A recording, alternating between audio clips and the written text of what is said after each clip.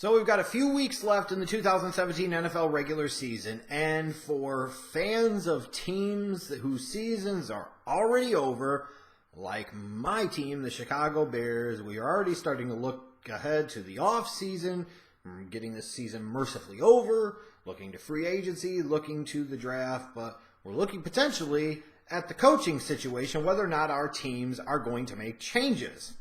And with a few weeks left in the regular season, I feel like it's a good time to look and see who I think is for sure gone, who could be gone, and a couple of names you might not be thinking about right now, but could also be on the move at the end of this season. Now, one name I want to call out first was a guy that I thought was for sure a goner, if as much as anything else, because in part he lost his team's locker room last year, and then the team looked like they were going to be in full and complete tank mode in 2017. And of course, I'm talking about Todd Bowles of the New York Jets. And we know he got himself, I believe, a short-term extension. And frankly, after watching today's action, the early games when I'm recording this, and seeing his team be able to beat the Chiefs, they're 5-7. Who the hell thought the Jets were going to win 5 games this year? And they might win another 1 or 2 more. He's earned the chance to come back in 2018 and probably longer. So he is off of the hot seat for sure. But let's talk about the coaches that are going to be for sure goners. Hue Jackson, Cleveland Browns. Is there any doubt? He has to be gone. I mean, having one craptacular 1-15 season is one thing, because everybody knew that team was that bad. Everybody knew that organization was that big of a mess. But now, to come into 2017 and be every bit as bad, specifically offensively, if not worse, and still, as of this recording, be winless and have the chance to lose more games in a 2-season stretch than any NFL team in history, he's got to be gone. That front office has got to be gone.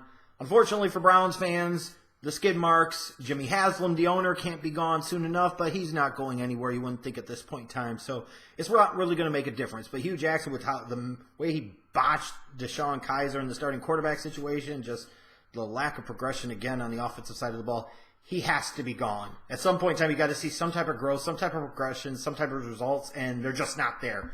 Bye-bye. Indianapolis Colts fans, I know, are looking right now at 3-9 and saying 4 games left, and this Chuck Pagano experience is finally going to be over. And if it wasn't for the fact that they had hired a new GM, I wouldn't be so sold on that. But Chris Ballard's not going to continue to tie himself into Chuck Pagano. Pagano is gone, and he freaking needs to be, for the mercy of Andrew Luck, for the mercy of the Colts organization.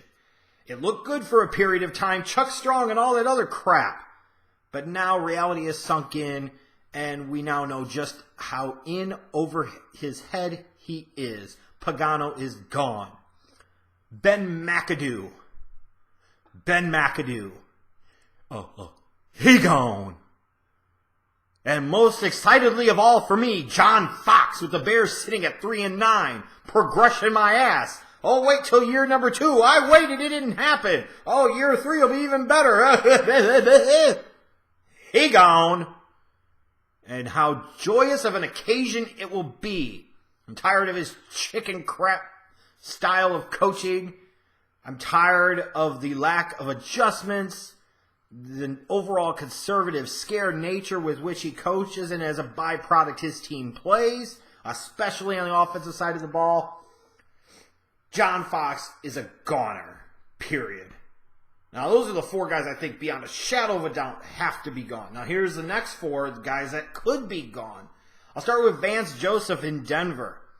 I was a fan of the hiring, and I was trying to give Elway a little bit of a benefit of the doubt. And still, I won't fully blame Vance Joseph because the Broncos' defense at times just flat out hasn't shown up. They've been very inconsistent.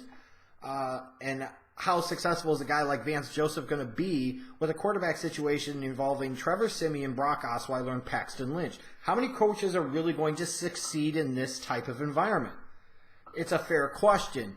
That said, though, the Broncos are a mess. They have quit on their coach. Their defense isn't playing like they're supposed to. The offense is a complete and total joke. And you could definitely make the argument that 1 year was enough, fair enough, and Vance Joseph should be shown the door. And I don't know if he will be, but maybe he should be.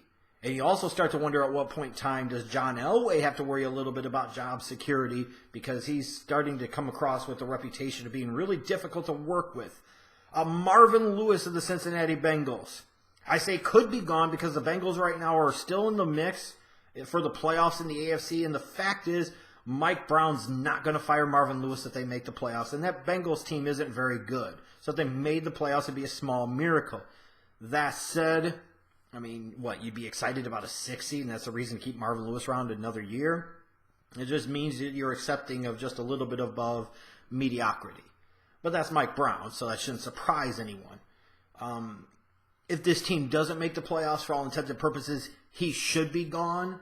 And I would expect him to be gone, although I don't think it would be Mike Brown pulling the trigger. I think it would be Marvin Lewis being given the option to pull the trigger himself. So it comes down to, if the Bengals make the playoffs, Marvin Lewis will be back in 2018. If not, he will probably leave at the end of 2017. Then I go to the Tampa Bay Buccaneers and Dirk Koetter. And here's my thing. It might be a little bit of a surprise to see his name on the list, but the Bucs are kind of a mess this year. Jameis Winston really didn't develop that much in year number 3. And then we're in such a hurry to get rid of Lovie Smith after 2 seasons because Dirk Koetter was going to be the guy and he was going to get so much out of Jameis. And the fact is, that crap hasn't happened. This team that I thought was going to take a step forward this year, be in the mix in the NFC South, has been a disaster. The defense has been bad. The offense has had moments where they've been bad too. You look at Dirk Koetter's performance as head coach over the 2 seasons, and they're going in the wrong direction. Now, maybe he gets a year number 3. But he probably shouldn't, because if Lovey only got 2 years and he actually showed growth and progression, then Dirk Koetter should be shown the door for 2 years of, now from year 1 to year 2, a significant amount of regression. And then I go to Jason Garrett. If the Cowboys don't make the playoffs, you can blame it on Zeke and you blame it on this and that. But the simple fact of the matter is the Cowboys had massive expectations heading into this season, and they just have underdelivered. And you saw some of the reports talking about how the players have lost confidence in the coaching staff, their inability to make adjustments. And those are valid criticisms because those are fans and media criticisms that are clear to anybody to see. You allow Chaz Green to sit there on an island at a position that he's not comfortable with at left tackle, and you allow him to just get torched by Adrian Claiborne, and you do nothing to try and change things. Nothing. You haven't seen progression out of Dak Prescott in year number 2. And again, when you look at Jason Garrett, there just isn't a lot of success there to justify the guy continuing to have a job. That said, Jerry Jones likes Jason Garrett because he likes his puppet head coach. So I don't know that he'll be gone, but it could happen because as Jerry Jones gets older, he might start to get into Al Davis mode where he gets much more knee-jerk and reflex and reactionary, and is quicker to pull the trigger because he feels that his time is short, and understandably so. Now, I do think there are 2 guys that we should keep our eye on in terms of potential surprises. One is Bill O'Brien for the Houston Texans, and some of you might think that I'm just out gunning for him, but hey, the fact is, the Texans, yes, I know Deshaun Watson was a revelation, and they tore up his knee, so that's unfortunate, and that can't be blamed on the coach, that's true. And losing guys like J.J. Watt and Whitney Merciless to season-ending injuries, your 2 best defensive players, most certainly doesn't help. And again, that's true. But ultimately, the AFC South is trash. Like, even when you look at the Jaguars and Titans with their winning records, do you really think those teams are very good? No, you don't. You still think that division is trash. And the fact is that Bill O'Brien, in his first 3 seasons, they were always, 9-7? You know, at some point in time, you've got to take a step forward. And if he was some type of quality coach, his team, you would feel like would be better than 4-8. But ultimately, I look at the reason he should be fired going back to opening week. This is the knucklehead that thought Tom Savage was more prepared to start the season as his quarterback than Deshaun Watson. Tom Savage. And we saw the foolishness of that thought process this year. And if you have a head coach that looked at the preseason and looked at the body of work and looked at Tom Savage and looked at Deshaun Watson. Now, granted, we didn't maybe know Deshaun Watson was going to blow up like that for sure. But what did Tom Savage do that was so special or so much better than Deshaun Watson to indicate that Savage was the guy to go to? That ultimately comes down to a coach not knowing his team, being a poor judge of talent, meaning that he's not putting your team in the best situations to succeed, including continuing to stick with Tom Savage as a starting quarterback. And there's been some friction with Bill O'Brien in the front office before. I wouldn't be surprised if Bill O'Brien has gone from Houston at the end of 2017. It might be the best thing for the organization. And then I go to the desert in Arizona and Bruce Arians. Here's a guy that's a quality coach. He's enjoyed some success in Arizona, there's no question.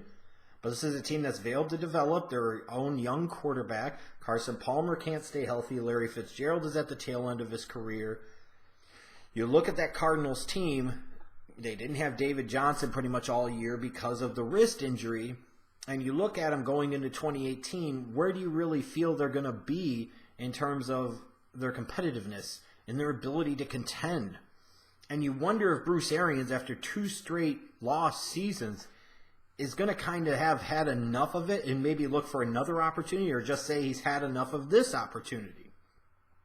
I don't know if Steve Keim, the general manager, is going to fire Bruce Arians, but I really, really would not be surprised if Bruce Arians says he's had enough of it and leaves after the end of the season.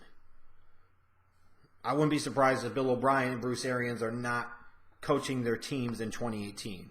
I really wouldn't. So I think there's 4 guys for sure gone, 4 guys that could be gone, and another couple of surprises, meaning there could be only a few select job opportunities in this offseason for prospective new NFL head coaches. There could be as many as 8, 9, 10 of them. We're going to find out, I guess, in a few weeks how everything goes down.